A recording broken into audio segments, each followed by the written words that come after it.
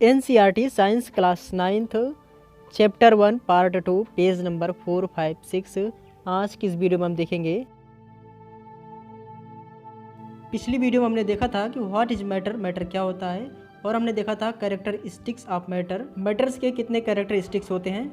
लेकिन आज की इस वीडियो में हम देखेंगे स्टेट्स ऑफ मैटर, मैटर के स्टेट कौन कौन से होते हैं। कोई भी मैटर्स हो वो अपने स्टेट चेंज करते रहते हैं। एक ही मैटर कभी सॉलिड बन जाता है, कभी लिक्विड बन जाता है, तो कभी गैस बन जाता है, या आखिर कैसे होता है।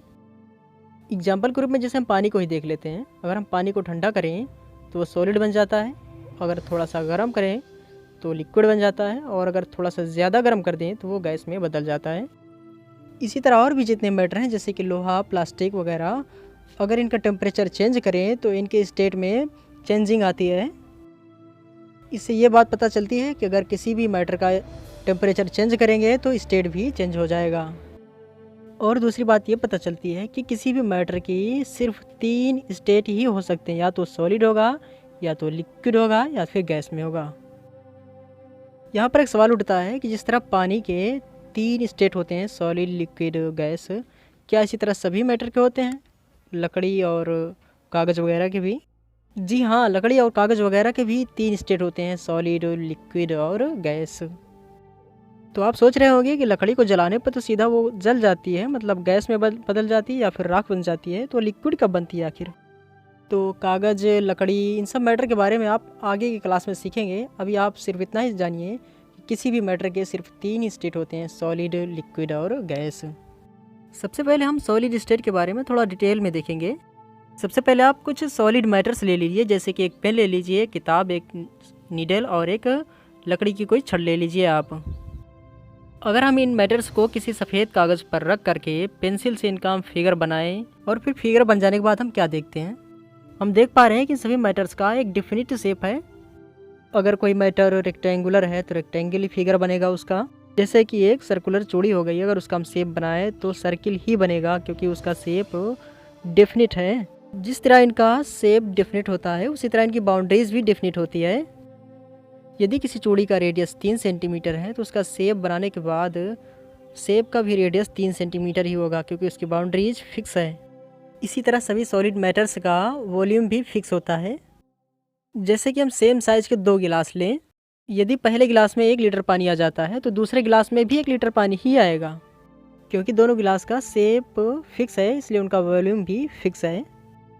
और अगर किसी सॉलिड पे हम हथौड़े से चोट मारे तो उसके शेप में चेंजिंग तो आ जाएगी, लेकिन उसका वॉल्यूम अभी भी चेंज नहीं होगा, क्योंकि अगर वो पहले 1 किलो का था तो अभी भी 1 किलो का ही रहेगा। और एक सवाल ये भी है कि अगर 2 सॉलिड मैटर्स को एक दूसरे में मिलाना चाहें तो क्या मिला सकते हैं? जैसे कि अगर हमारे पास 2 कांच की गोलियां हैं और दोनों को एक दूसरे में मिलाना चाहें तो हम नहीं मिला सकते हैं, जब तक कि दोनों कांच की गोलियों को हम लिक्विड में कन्वर्ट नहीं कर लेते। इससे बात जाहिर हो जाती है कि हम सॉलिड के शेप और वॉल्यूम को आसानी से चेंज नहीं कर सकते। सॉलिड के हम शेप को तभी चेंज कर सकते हैं जब उस पर हम बहुत ज़्यादा फोर्स लगा दें, या फिर उसे हम लिक्विड में कन्वर्ट कर दें। इसी तरह रबर भी एक सॉलिड मैटर है, अगर इसके हम शेप को चेंज करना चाहें तो खींच करके चेंज कर सकते हैं, बट इसे जैसे ही हम छोड़ेंगे ये अपने पुराने शेप में दोबारा से कन्वर्ट हो जाएगा। साल्ट और शुगर भी सॉलिड मैटर्स हैं, क्या इनके शेप को चेंज किया जा सकता है जब तक ये सॉलिड स्टेट में है? शुगर या फिर साल्ट के शेप को चेंज नहीं किया जा सकता जब तक वो अपने सॉलिड स्टेट में है। शुगर के एक छोटे से पार्टिकल को लीजिए और उसे दबा करके शेप को चेंज करने की कोशिश करिए, क्या आप चेंज कर पाएंगे? तो जी नहीं, आप चेंज नहीं कर पाएंगे। स्पंज भी एक सॉलिड मैटर है, क्या इसके शेप को चेंज किया जा सकता है? जी हाँ, इसके शेप को चेंज किया जा सकता है, लेकिन परमानेंटली नहीं। अगर इस स्पंज को हम थोड़ा सा यहाँ से दबाएं तो इसका शेप चेंज हो जाता है, मतलब पिचक जाता है, लेकिन जैसे ही हम हाथ को हटाते हैं ये दोबारा से अपने पुराने शेप में आ जाता है। क्योंकि स्पंज खोखला होता है, क्योंकि इसके बीच में छोटे छोटे छिद्र होते हैं जिसमें एयर भरी रहती है। जैसे ही हम स्पंज को दबाते हैं उसमें जो छोटे छोटे छिद्र रहते हैं वो बंद हो जाते हैं, और उसमें जो एयर भरी रहती है वो बाहर निकल जाती है। अगर स्पंज सॉलिड की बजाय अगर लिक्विड होता तो इसके शेप को अगर एक बार चेंज कर दिया जाता तो दोबारा से अपने पुराने शेप में ना आता ये। अब हम बात करेंगे किसी भी मैटर के लिक्विड स्टेट के बारे में। Water, cooking oil, milk, juice और कोल्ड ड्रिंक ये नॉर्मली लिक्विड स्टेट में ही पाए जाते हैं। अगर इन्हें ठंडा करेंगे तो ये सॉलिड में कन्वर्ट हो जाएंगे, और अगर इन्हें गर्म करेंगे आप तो ये गैस में कन्वर्ट हो जाएंगे। अगर इन लिक्विड्स को आप किसी कंटेनर में फिल करेंगे तो ये लिक्विड्स कंटेनर की तरह अपना शेप बदल लेंगे। अगर इसे आप फर्श पर उड़ेल देंगे तो ये कुछ दूसरा शेप ले लेंगे। इससे ये बात जाहिर होती है कि जो लिक्विड होते हैं उनका शेप डेफिनिट नहीं होता है, जबकि जो सॉलिड होते हैं उनका शेप डेफिनिट होता है। लिक्विड मैटर्स का शेप भले ही फिक्स ना हो, लेकिन वॉल्यूम ज़रूर फिक्स होता है। वाटर मीन्स लिक्विड को हम जिस भी बर्तन में भरते हैं उसी बर्तन के रूप में बदल जाता है, जबकि इसका वॉल्यूम नहीं चेंज होता है। यदि हमारे पास 1 लीटर पानी है तो उसको हम चाहे जिस बर्तन में भरें वो हमेशा 1 लीटर ही रहेगा। इसका मतलब ये हुआ कि लिक्विड का वॉल्यूम चेंज नहीं होता है। और लिक्विड्स में एक प्रॉपर्टी ये भी होती है कि 2 लिक्विड्स को एक दूसरे में बड़ी आसानी से मिक्स किया जा सकता है, जबकि सॉलिड में आसानी होता है 2 सॉलिड को आसानी से एक दूसरे में मिक्स नहीं किया जा सकता। और लिक्विड्स की एक प्रॉपर्टी ये भी है कि लिक्विड्स में सिर्फ लिक्विड ही नहीं बल्कि सॉलिड और गैस को भी मिक्स किया जा सकता है। जैसे कि आप पानी में शुगर को डालते हैं तो उसी में घुल जाता है, मतलब मिल जाता है। इसी तरह कुछ गैसेस भी हैं जो लिक्विड में डालने पर उसी में घुल जाती हैं। और आपने ये भी सुना होगा कि अक्सर जितने भी एनिमल्स हैं या ह्यूमंस, सबको अपने सर्वाइवल के लिए ऑक्सीजन की ज़रूरत पड़ती है। हम ह्यूमंस को तो ऑक्सीजन मिल जाती है क्योंकि हम हवा में सांस ले रहे हैं, तो सांस के साथ हमारे अंदर ऑक्सीजन चली जाती है। बट जो एनिमल्स पानी में रहते हैं वो उन्हें ऑक्सीजन कहाँ से मिलती है? जनरली ऑक्सीजन तो एयर में पाई जाती है, मतलब गैसेस स्टेट में। तो ऐसा नहीं है कि ऑक्सीजन सिर्फ गैसेस स्टेट में ही पाई जाती है एयर में। ऑक्सीजन जो है लिक्विड स्टेट में भी पाई जाती है, ये पानी में घुली रहती है। इसीलिए मछलियाँ वगैरह पानी में ऑक्सीजन के सहारे अपना जीवन सर्वाइव करती हैं। इससे ये बात पता चलती है कि गैस को पानी में घोला जा सकता है। और एक बात ये भी है कि अगर आप गैस को पानी में घोलेंगे तो वो जल्दी घुल जाएगी, जबकि अगर आप किसी सॉलिड को पानी में या लिक्विड में घोलेंगे तो उसमें थोड़ा ज़्यादा समय लग सकता है। ऐसा इसलिए होता है जो गैस के पार्टिकल्स होते हैं वो फ्रीली मूव करते रहते हैं, इसलिए वो पानी में जल्दी घुल जाते हैं, मतलब लिक्विड में जल्दी घुल जाते हैं। जबकि जो सॉलिड के पार्टिकल्स होते हैं वो एक दूसरे से बड़ी मजबूती से बंधे रहते हैं, इसलिए सॉलिड को पानी में घुलने में थोड़ा ज़्यादा समय लगता है। अब हम बात करेंगे किसी भी मैटर के गैसियस स्टेट के बारे में। सॉलिड और लिक्विड्स के पार्टिकल्स के कंपैरिजन में जो गैस के पार्टिकल्स होते हैं वो ज़्यादा तेज़ी से मूव करते हैं क्योंकि उनकी एनर्जी बहुत ज़्यादा होती है। गैस के जो पार्टिकल्स होते हैं वो हमेशा एक दूसरे से दूर ही भागते रहते हैं, जबकि जो सॉलिड और लिक्विड्स के पार्टिकल्स होते हैं ये हमेशा एक दूसरे से बंधे रहते हैं। गैस के पार्टिकल्स हमेशा एक दूसरे से दूर भागते रहते हैं, इसलिए अगर थोड़ी सी भी गैस किसी सिलेंडर में भरी जाए तो पूरे सिलेंडर में फैल जाती है। यहाँ तक कि जो गैस के पार्टिकल्स हैं वो सिलेंडर से बाहर निकलने की कोशिश करते रहते हैं, इसीलिए वो सिलेंडर की दीवार से लगातार टकराते रहते हैं। इसीलिए एक छोटे से सिलेंडर में भरी गैस से ढेर सारे बड़े बड़े बैलून्स बनाए जा सकते हैं। और इसके अपोजिट में आप ढेर सारी गैस को कंप्रेस करके एक छोटे सिलेंडर में भर सकते हैं। अगर हम 3 सिरिंज लें और तीनों सिरिंज की जो पिस्टन है उसको हम बाहर निकाल लें और जो नोजल्स हैं उनको हम किसी रबर कॉर्क से बंद कर दें। पहली सिरिंज को हम खाली छोड़ देते हैं, मतलब उसमें कुछ नहीं फिल करेंगे, उसमें ऑटोमेटिक एयर फिल हो जाएगी। दूसरी सिरिंज में हम वाटर फिल कर देते हैं और तीसरी सिरिंज में हम कोई सॉलिड जैसे कि चाक वगैरह फिल कर देते हैं। अब अगर हम तीनों सिरिंजीज में पिस्टन लगा करके कंप्रेस करना शुरू करें तो जो पहला सिरिंजी है जिसमें एयर भरा हुआ है वो बड़ी आसानी से कंप्रेस हो जाएगा, लेकिन जो दूसरे और तीसरे जिसमें सॉलिड और लिक्विड भरे हुए हैं उसे कंप्रेस करना आसान नहीं होगा। और इससे एक बात ये भी पता चलती है कि जो सॉलिड्स और लिक्विड्स होते हैं इनका वॉल्यूम फिक्स होता है, जबकि गैस का वॉल्यूम फिक्स नहीं होता, क्योंकि गैस को हम जिस भी बर्तन में भरते हैं ये पूरा स्पेस उसमें फिल कर लेते हैं।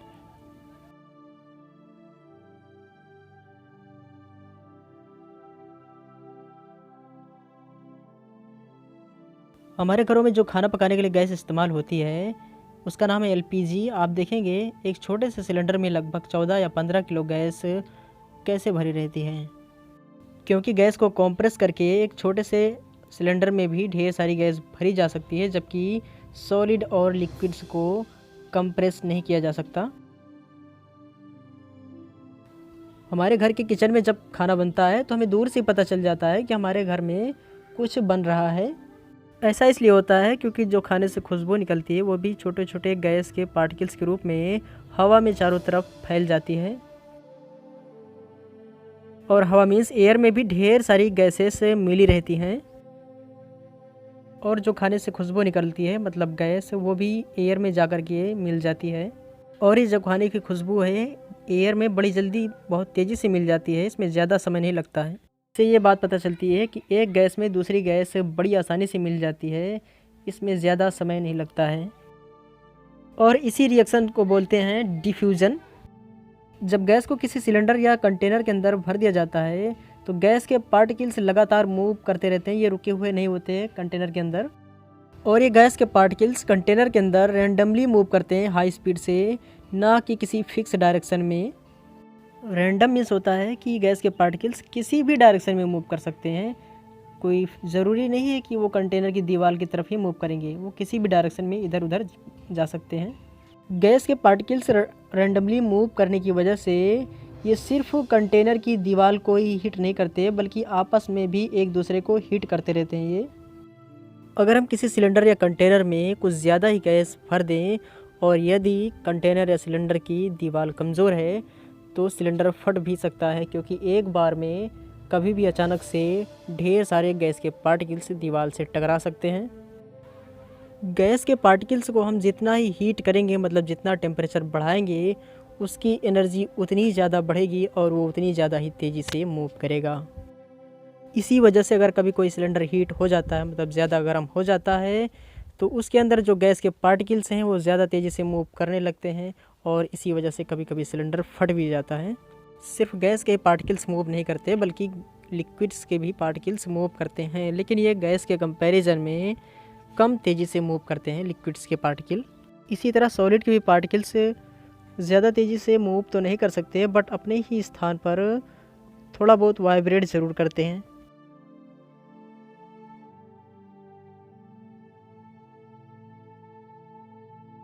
अगर हमारे पास सेम साइज़ के दो सिलेंडर हैं, एक सिलेंडर में हम 1 किलो गैस भर देते हैं और दूसरे सिलेंडर में हम 2 किलो गैस भर देते हैं, अगर भर तो दोनों सिलेंडर जाएंगे, चाहे 1 किलो गैस भरें हम चाहे 2 किलो।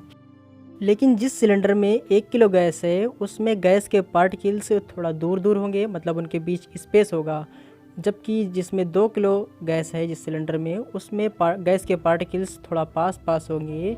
तो हम ये कहेंगे कि जिस सिलेंडर में गैस के पार्टिकल्स ज़्यादा पास पास हैं उसकी डेंसिटी ज़्यादा है, जबकि दोनों सिलेंडर का शेप और साइज बराबर है। लेकिन दोनों सिलेंडर्स में गैस की डेंसिटी अलग अलग है। जिस सिलेंडर में गैस के पार्टिकल्स ज़्यादा पास पास हैं उसकी डेंसिटी उतनी ही ज़्यादा, और जिसमें गैस के पार्टिकल्स दूर दूर हैं उसमें डेंसिटी उतनी ही कम है। गैस की तरह जो सॉलिड मटेरियल्स होते हैं उनकी भी डेंसिटी अलग अलग होती है। इसी तरह लिक्विड मटेरियल्स के भी डेंसिटी अलग अलग होती है। आखिरकार फाइनली हम यही बोलेंगे कि जिसके पार्टिकल्स जितने पास पास उसकी डेंसिटी उतनी ही ज़्यादा, और जिसके पार्टिकल्स दूर दूर उसकी डेंसिटी उतनी ही कम होती है, चाहे वो सॉलिड हो या लिक्विड हो या गैस हो। अगर हम किसी भी मटेरियल्स की डेंसिटी निकालना चाहें तो हम उसके टोटल मास से उसी के टोटल वॉल्यूम से हम अगर डिवाइड कर दें तो हमें उस मटेरियल की डेंसिटी पता चल जाएगी। जैसा कि अभी हमने आपको पीछे भी बताया था कि 2 सिलेंडर्स हैं, माना कि दोनों सिलेंडर्स 1-1 लीटर के हैं, लेकिन एक सिलेंडर में 1 किलो गैस थी और दूसरे सिलेंडर में 2 किलो गैस भरी थी। अगर हम पहले सिलेंडर में जो गैस भरी उसकी डेंसिटी निकालना चाहें तो गैस का मास 1 किलो है और सिलेंडर का वॉल्यूम 1 लीटर है। अगर हम 1 को 1 से डिवाइड करेंगे तो डेंसिटी 1 आएगी, इसलिए पहले सिलेंडर में जो गैस भरी है उसकी डेंसिटी 1 है, जबकि दूसरे सिलेंडर में 2 किलो गैस भरी है, मतलब उसका मास 2 किलो है और सिलेंडर का वॉल्यूम 1 लीटर है। अगर हम 2 किलो मास को 1 लीटर वॉल्यूम से डिवाइड करेंगे तो डेंसिटी आएगी 2, इसलिए दूसरे गैस की डेंसिटी है 2। इसी तरह अगर हम एयर या फिर हनी या वाटर या चाक वगैरह का डेंसिटी निकालना चाहें तो निकाल सकते हैं। हम इनका पहले मास निकालेंगे, उसके बाद इनका वॉल्यूम निकालेंगे और मास को वॉल्यूम से डिवाइड कर देंगे तो हमें डेंसिटी पता चल जाएगी किसी भी मटेरियल की, चाहे सॉलिड हो या लिक्विड हो या गैस हो। हम आपसे कुछ क्वेश्चंस पूछते हैं। किसी भी मैटर के स्टेट्स मीन्स सॉलिड, लिक्विड और गैस के कैरेक्टरिस्टिक्स क्या क्या होते हैं और इनमें क्या क्या डिफरेंस हैं, अब आप इन्हें बताइए। एक बार हम आपको फिर से बता देते हैं। किसी भी मैटर के 3 स्टेट होते हैं, सॉलिड, लिक्विड और गैस। सॉलिड का शेप और वॉल्यूम दोनों डिफिनिट होता है, जबकि लिक्विड्स का शेप डिफिनिट नहीं होता है, जबकि वॉल्यूम डिफिनिट होता है। और गैस का ना तो शेप ही डिफिनिट होता है और ना वॉल्यूम ही। दूसरा डिफरेंस ये है कि जो सॉलिड के पार्टिकल्स होते हैं वो बहुत ज़्यादा पास पास होते हैं, जबकि लिक्विड्स के जो पार्टिकल्स होते हैं वो थोड़ा दूर दूर होते हैं, और गैस के पार्टिकल्स तो बहुत ही ज़्यादा दूर दूर होते हैं। सॉलिड्स के सभी पार्टिकल्स एक दूसरे से बंधे हुए होते हैं, ये मूव नहीं कर सकते हैं, जबकि लिक्विड्स के पार्टिकल्स मूव कर सकते हैं और गैस के पार्टिकल्स तो बहुत ही ज़्यादा तेज़ी से मूव कर सकते हैं। इसी तरह और भी कई डिफरेंसेस हैं जो कि हम आपको पीछे वीडियो में बता चुके हैं, आप वीडियो को बैक करके देख सकते हैं। इसी तरह गैस को कॉम्प्रेस किया जा सकता है, जबकि लिक्विड्स और सॉलिड्स को कॉम्प्रेस नहीं किया जा सकता है। सॉलिड की डेंसिटी सबसे ज़्यादा होती है और उससे कम डेंसिटी लिक्विड की होती है और उससे भी कम डेंसिटी गैस की होती है। अब हम बात करेंगे रिजिडिटी के बारे में। रिजिडिटी मीन्स होता है जिसके शेप को आसानी से चेंज नहीं किया जा सकता। तो सॉलिड जो होते हैं उनके शेप को आसानी से चेंज नहीं किया जा सकता, इसलिए उसकी रिजिडिटी सबसे ज़्यादा होती है, और उससे कम रिजिडिटी लिक्विड की और सबसे कम रिजिडिटी गैस की होती है।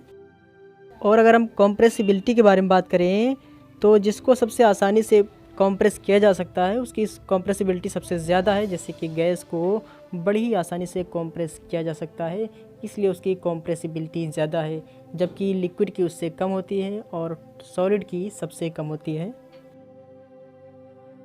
अब हम बात करेंगे फ्लूइडिटी के बारे में। जो चीज़ जितनी आसानी से बह सकती है उसकी फ्लूइडिटी उतनी ही ज़्यादा होती है, जैसे कि गैस वो बड़ी आसानी से बह सकती है, इसलिए उसकी फ्लूइडिटी ज़्यादा है।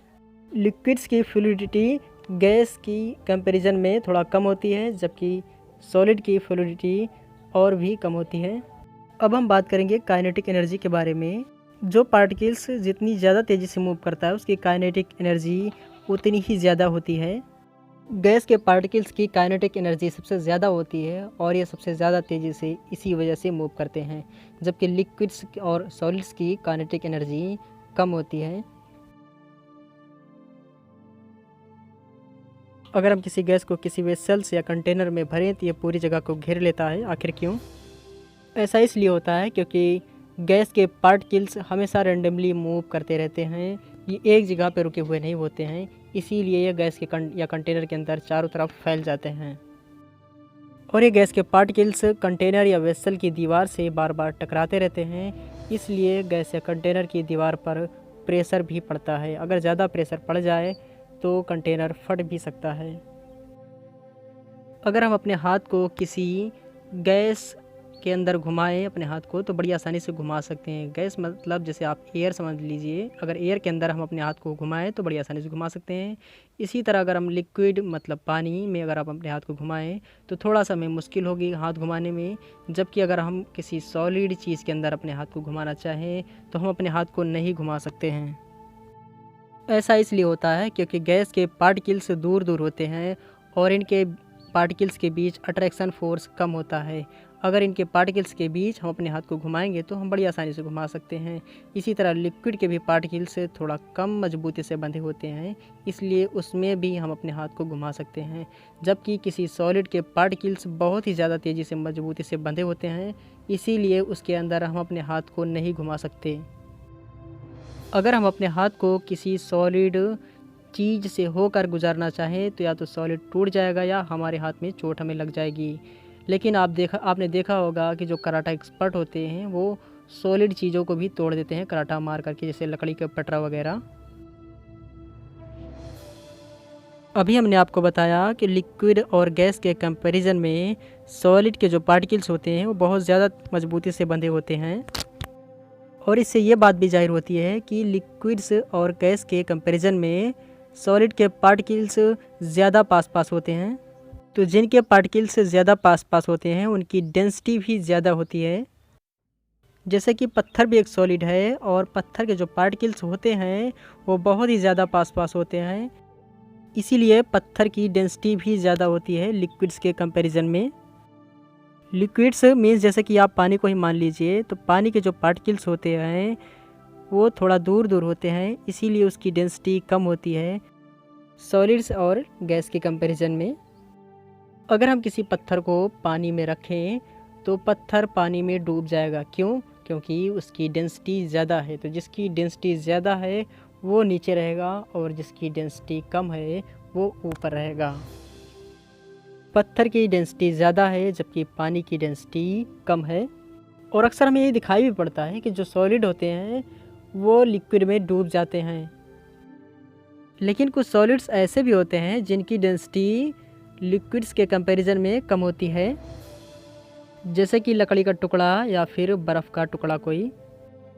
और ये चीज़ें लिक्विड्स में डूबती भी नहीं हैं। बर्फ़ का टुकड़ा हो या लकड़ी का टुकड़ा, ये पानी में कभी नहीं डूबते। बर्फ़ सॉलिड है जबकि पानी लिक्विड है, लेकिन फिर भी बर्फ़ की डेंसिटी लिक्विड से मतलब पानी से कम है।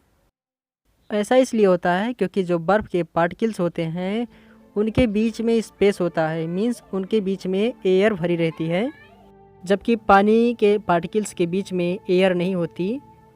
इसीलिए पानी के पार्टिकल्स ज़्यादा पास पास होते हैं बर्फ़ के पार्टिकल्स के कंपैरिजन में। पत्थर या लोहे के पार्टिकल्स के बीच में एयर नहीं होती है, इसीलिए उनकी डेंसिटी भी ज़्यादा होती है और वो पानी में डूब जाते हैं। क्या सभी मैटर्स अपने स्टेट को चेंज कर सकते हैं? तो जी हाँ, बिल्कुल कर सकते हैं। हम आपको एग्जांपल दिखा रहे हैं। जैसे कि हम पानी को ही देख लेते हैं। जब इसे ठंडा किया जाता है तो ये सॉलिड में कन्वर्ट हो जाता है, मतलब बर्फ़ में। और जब इसे गर्म किया जाता है तो ये गैस में कन्वर्ट हो जाता है, मतलब वाटर वेपर में। और अपने ये नॉर्मल टेम्परेचर पर लिक्विड में ही पाया जाता है, जिसे हम पानी कहते हैं। आखिर ऐसा क्या होता है कि जब पानी को ठंडा किया जाता है तो इसके पार्टिकल्स पास पास आने लगते हैं और बर्फ़ में कन्वर्ट हो जाते हैं। और जब पानी को गर्म किया जाता है तो इसके पार्टिकल्स दूर दूर जाने लगते हैं और गैस में कन्वर्ट हो जाते हैं। पानी को जब हम ठंडा कर रहे हैं तो इसका मतलब ये हुआ कि पानी के जो पार्टिकल्स हैं हम उनकी एनर्जी को घटा रहे हैं, और जब उनकी एनर्जी घट जाती है तो वो पास पास आ करके बर्फ़ में कन्वर्ट हो जाते हैं। पानी को ठंडा या गर्म करने से पार्टिकल चेंज नहीं हो जाते हैं, बल्कि उनकी पोजीशन चेंज हो जाती है। वो कभी पास पास हो जाते हैं, कभी दूर दूर। पानी के जो एक पार्टिकल्स का नाम होता है साइंस में, उसका नाम है H2O। इसी तरह बर्फ़ में भी जो पार्टिकल्स होते हैं तो बर्फ़ के भी एक पार्टिकल्स का नाम होता है H2O। तो H2O बर्फ़ में भी होता है, वाटर में भी होता है और गैस में भी H2O ही होता है। लेकिन अगर हम एक H2O को देखना चाहें तो हम नॉर्मली आँखों से नहीं देख सकते। वाटर की एक बूंद में भी लाखों H2O होते हैं।